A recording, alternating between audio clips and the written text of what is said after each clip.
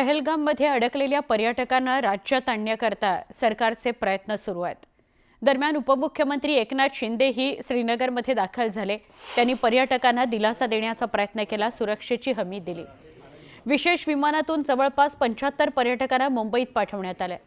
दरम्यान संकटात धावून येणारा नेता अशी उपमुख्यमंत्री एकनाथ शिंदे यांची ओळख आहे आणि तीच काश्मीरमध्ये महाराष्ट्रातील अडकलेल्या पर्यटकांना सुखरूप महाराष्ट्रात आणण्याकरता तीच प्रतिमा, तीच ओळख कायम राहिली असं सगळेजण म्हणत होते। उपमुख्यमंत्री एकनाथ शिंदे यांनी मध्यरात्री श्रीनगर विमानतळावर विशेष विमानाची व्यवस्था केली। पर्यटकांना शिंदेंनी धीर दिला, पर्यटकांनीही शिंदेंचे आभार मानले। श्रीनगर शहरामध्ये आणि जम्मू काश्मीरमध्ये जे पर्यटक अडकलेले आहेत त्या सर्वांची इकडनं सुखरूपपणे पाठवणी जे ते करतायत। आपण इथे पाहू शकतो हे सर्व महाराष्ट्रातले पर्यटक आहेत जे आता मुंबईला निघालेले आहेत। रात्री 12:30 वाजता विशेष विमानाने त्यांची मुंबईला जाण्यासाठी व्यवस्था स्वतः उपमुख्यमंत्री एकनाथ शिंदे यांनी केलेली आहेत। आपल्या सोबतच आहेत, तुम्ही सर्व पर्यटकांशी स्वतः वन-टू-वन बोललेले आहात, सर्वांचे ख्यालीकुशाल देखील विचारले आहेत आणि त्यांची आता सुखरूपपणे मुंबईला पाठवणी तुम्ही केलेली आहे विशेष विमानाच्या माध्यमातून। काय सांगाल? मी काल आपले टीम पाठवली होती खासदार डॉक्टर श्रीकांत शिंदे यांची, आणि त्यांनी काल त्यांचे लोक पाठवले होते आणि त्यांची बऱ्याच लोकांशी भेट झाली आणि माझं देखील बोलणं करून दिलं त्यांनी, आणि त्यामुळे मी अनेक ग्रुपशी बोललो। त्यामुळे लोकांमध्ये एक भीती होती, एक भीतीचं वातावरण होतं, एक पॅनिकनेस होतं सगळ्यांमध्ये एक थोडं, आणि त्यावेळेस आपल्याला त्यांना मॉरल सपोर्ट देण्याची आवश्यकता होती।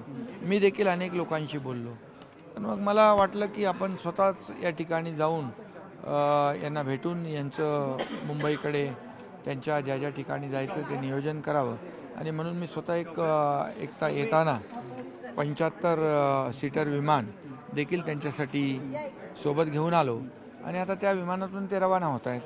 याचा आनंद आहे मला। सर्व भारतीयांमध्ये संतापाची लाट उसळलेली आहे। बदला हा घेतलाच पाहिजे, एअर स्ट्राईक असो किंवा सर्जिकल स्ट्राईक, अशीच काहीतरी कठोर कारवाई करण्याची मागणी करतात। आदरणीय प्रधानमंत्री नरेंद्र मोदीजी यांनी परदेशातला दौरा रद्द केला आणि त्यांनी अतिशय इमर्जन्सी बैठक घेतली, आणि आपले कर्मठ गृहमंत्री, कर्तव्यदक्ष गृहमंत्री अमित शाह साहेबांना देखील इकडे पाठवलं। त्यांनी देखील आढावा घेतला, जखमींची विचारपूस केली, त्यांच्या नातेवाईकांची विचारपूस केली, आणि त्यामुळे मला वाटतं की ईट का जवाब पत्थर से, करारा जवाब मिलेगा, आणि जे काही जे निरपराध बेकसूर लोकांची जी शहादत झाली, बलिदान झालं आहे, त्यांचं व्यर्थ जाणार नाही, आणि हे मोदीजींचं सरकार आहे, पाकिस्तानला धडा शिकवेल, घुसके मारनेवाला सरकार आहे, आणि जसं पूर्वी सर्जिकल स्ट्राईक झाला त्यापेक्षा मोठा स्ट्राईक, सर्जिकल स्ट्राईक झाल्याशिवाय राहणार नाही, आणि पाकिस्तानला धडा शिकवला जाईल असा विश्वास आम्हाला आहे। व्हिडिओ जर्नलिस्ट हर्षद गोरखासह उदय जाधव, न्यूज 18 लोकमत, श्रीनगर। होय लक्ष्मण आत्ता उपस्थित आहेत गणबोटे यांच्या कुटुंबियांच्या घराजवळ, कोंढव्याला राहतात ते। पहाटे पुण्यातली ही दोन्ही पार्थिवं त्यांच्या घरी पोचवण्यात आली। कर्वेनगरला जगदाळे यांचं पार्थिव आणि गणबोटे यांचं पार्थिव कोंढव्याला त्यांच्या घरी। अत्यंत शोकाकुल वातावरण आहे। ओळखत होते ते तर अंत्यदर्शनाकरता आलेच आहेत, पण एक जी जनभावना, अतिशय प्रेमळ आणि लहानपणापासून यांनी मेहनतीने गणगोटे फरसाण हाऊस सुरू केलं। त्यांनी फार कसोटी केली, तसेच त्यांनी पुण्याचं सगळ्यांचं मन पण जिंकलं। तसेच या परिवाराने जे फरसाणची जी क्वालिटी होती अतिशय सुंदर प्रतीने आणि रास्त भावाने लोकांना देत असतं ते। तसेच या कुटुंबियाबद्दल ह्या एरियातील सगळ्या लोकांना प्रेमभावाचा फार आदर होता। प्रत्येक ग्राहकांशी ते फार सभ्यतेने वागायचे, प्रेम द्यायचे। असा हा एक बुटेक परिवारातला आमचा एक सदस्य आमच्यातून निघाला, त्याचं उणीवता आम्हाला कधीही निघून जाणार नाही। मोदी सरकारने हे जे पुलवामामध्ये झालेले हत्याकांड, त्याचा खरोखरच मोदी सरकारने विचार करायला पाहिजे आणि यांना कडक शासन केलं पाहिजे. आणि आमचं तर असं मत आहे की जसं सर्जिकल स्ट्राईक केली होती, पुन्हा एकदा सर्जिकल स्ट्राईक करून पाकिस्तानला धडा शिकवावा अशी आमची इच्छा आहे. पाकिस्तान काही ना काही कारण काढून अशा प्रकारची कृत्य करून देशावर जो काय प्रकारचं देशामध्ये जे काय प्रकारचं एक वातावरण खराब करण्याचा प्रयत्न करत आहे, अशा पाकिस्तानला सरकारने सर्व पक्षांनी एकत्र येऊन एक चांगला निर्णय घेऊन धडा शिकवणं गरजेचं आहे. ही सध्याची वेळ आहे आणि अशा प्रकारचे हल्ले परत देशामध्ये होणार नाहीत. भारतातील लोकांना संरक्षण मिळावं ही सरकारची जबाबदारी आहे. आपण जाऊया, आमचे प्रतिनिधी वैभव सोनवणे आपल्या सोबत आहेत. वैभव, आता जगदाळे यांचं पार्थिव वैकुंठ स्मशानभूमीकडे नेलं जाईल, पण त्याआधी अंत्ययात्रा आहे अशी माहिती मिळते, काय सांगाल? सुवर्णा, 8:30 ते 9च्या दरम्यान त्यांची अंत्ययात्रा जी आहे संतोष जगदाळे यांची, ती इथून सुरू होईल आणि वैकुंठामध्ये त्यांच्यावरती अंत्यविधी केले जातील. त्यांची कन्या संतोष जगदाळे यांची कन्या आसावरी जगदाळे ही अंत्यविधी करणार आहे. अंत्यसंस्कार जे आहेत ती पार पाडेल. त्यापूर्वी काही मिनिटांपूर्वी शरद पवार येऊन गेले. त्यानंतर आता राज्यसभेच्या खासदार जे आहेत मेधा कुलकर्णी, त्यांनी येऊन कुटुंबियांचे सांत्वन करण्याचा प्रयत्न केला. त्या सध्या कुटुंबियांशी चर्चा करतायत. शरद पवारही येऊन जवळपास 10 मिनिटं या कुटुंबियांची चर्चा करून गेले. आता गर्दी जी आहे ती नागरिकांची, परिचितांची किंवा या परिसरात राहणाऱ्यांची, ज्यांना ज्यांना हे कळतंय त्या सगळ्यांची अंत्यदर्शनासाठी इकडं येण्याची ओढ जी आहे ती वाढलेली दिसते. आणि एक महत्वाचं म्हणजे सगळे जे कोणी इथे येत आहे या सगळ्यांच्या नजरेमध्ये संताप, चीड आणि अगतिकता सगळं एकाच वेळी दिसून येतं. याचं कारण या सगळ्यानंतर जे रिॲक्ट करणं अपेक्षित आहे किंवा अत्यंत तीव्र स्वरूपाच्या भावना ज्या आहेत त्या त्यांच्याकडून व्यक्त केल्या जातात. सरकारनं कठोर कारवाई केली पाहिजे. ते दहशतवादी जे आहेत हे मारले पाहिजेत. आपण आक्रोश पाहतोय जगदाळे कुटुंबियांचा. थोड्या वेळानं आई, पत्नी किंवा मुलीपैकी कुणाला तरी उमाळा जो आहे तो दाटून येतो. आपल्या सोबत इथून जाताना 19 तारखेला इथून जाताना त्यांचे वडील त्यांच्या सोबत होते. घरातून बाहेर पडताना कोणी स्वप्नातही कल्पना केली नसेल की परत येऊ तेव्हा ते आपल्या सोबत नसतील किंवा अशा पद्धतीनं त्यांचा जीव जाईल. या सगळ्या गोष्टी ज्या आहेत त्यातून उभं कसं राहायचं. होय वैभव.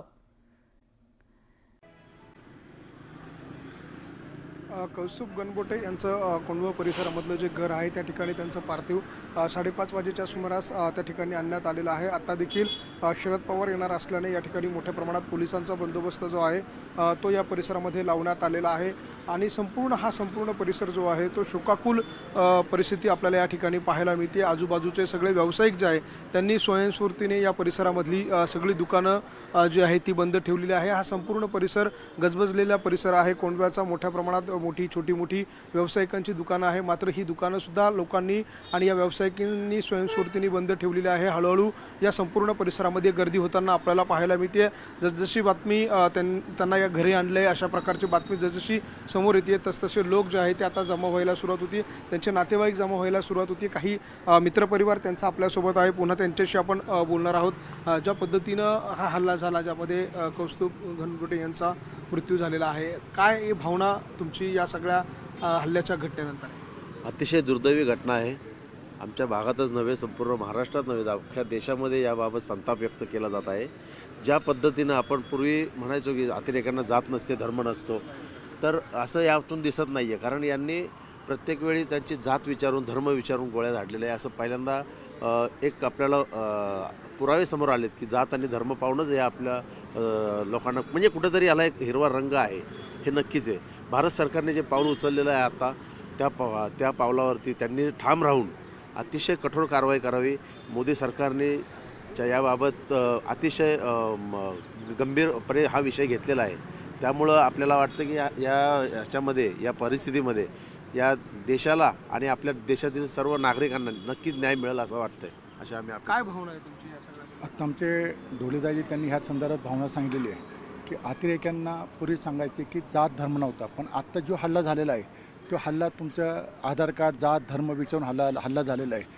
आणि आज जगामध्ये भारतामध्ये विचार केला तर पाकिस्तानमध्ये जेवढे मुस्लिम नाही आहे तेवढे भारतामध्ये मुस्लिम आहे. तर कुठंतरी ऐकत टिकलं पाहिजे. आणि जे मुस्लिम समाजाचे ज्या भारतामध्ये राहतात भारतीय मुस्लिम, त्यांनी अशा अतिरेकी समाजाला कुठल्याही प्रकारचा सपोर्ट न करता, सर्वच मुस्लिम बांधव ह्या विचारचे नाही आहे, पण तरी देखील इतर मुस्लिम समाजाकडे ती भावना भारतीय लोकांची झाली नाही पाहिजे. त्याकरता भारत सरकार, अमित शहा असेल, भाजप सरकार असेल, ते कडक पावलं नक्कीच घेणार आहे. आजचे जे काही त्यांनी डिसिजन रात्री घेतलेले आहेत त्याची कारवाई देखील त्यांनी त्या पद्धतीने चालू केली आहे. आणि कौस्तुभसारख्या मनमोही माणसावर जो हल्ला झालेला आहे तो खरोखर निंदनीय हल्ला आहे.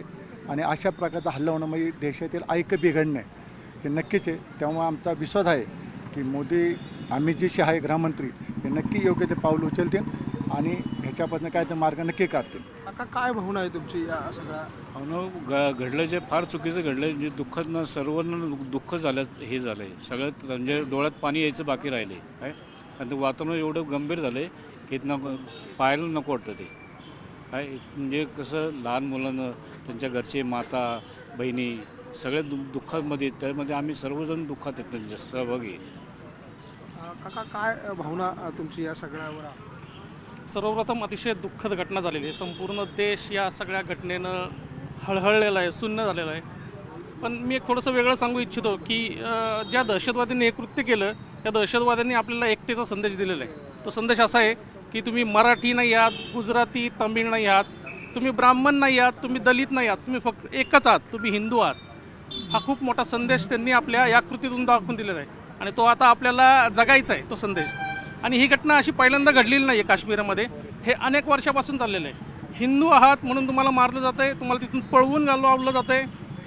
त्यामुळे ह्या घटना रोखण्यासाठी आपल्याला इस्लाम समजून घेणं, कुराण समजून घेणं हे खूप महत्त्वाचं आहे. त्याच्यानेच आपण या अशा घटना रोखू शकतो पुढच्या. आणि नरेंद्र मोदी आणि अमित शहासारखे कणखर लोक आपल्या केंद्रामध्ये बसलेले आहेत, त्या सगळ्याचा उत्तर अतिशय प्रखरपणे देतील एवढं नक्की. आपण बघतो या संतप्त भावना ज्या आहे या परिसरातल्या नागरिकांच्या आहे, त्यांच्या मित्रपरिवाराच्या आहे. आणि आपण जर बघितलं तर पुढच्या काही वेळामध्ये या ठिकाणी शरद पवार जे आहे ते देखील दाखल होणार आहे. काही वेळापूर्वी त्यांनी यापूर्वी त्या ठिकाणी जाऊन आलेले आहे आणि आता पुन्हा एकदा कोंडव्यामध्ये एकबोटे यांच्या अंत्यदर्शनासाठी शरद पवार स्वतः येणार आहे. आणि त्यासाठी आता पोलिसांचा बंदोबस्त जो आहे तो देखील या संपूर्ण परिसरामध्ये वाढवण्यात आलेला आहे. एकूणच संपूर्ण हा परिसर जो आहे तो शोकाकुल वातावरणामध्ये आहे. आणि पुढच्या 1 ते 2 तासामध्ये या दोन्ही मित्रांवरती एकत्रितरित्या अंत्यसंस्कार जे आहे ते केले जातील. शोकाकुल असा संपूर्ण हा परिसर आहे. शोकाकुल वातावरणामध्ये सगळेजण त्यांचं अंत्यदर्शन घेत आहे. कुटुंबीय असतील, नातेवाईक असतील, ते आता हळूहळू या ठिकाणी यायला सुरुवात झाल्याचं आपल्याला पाहायला मिळत आहे. सुवर्ण.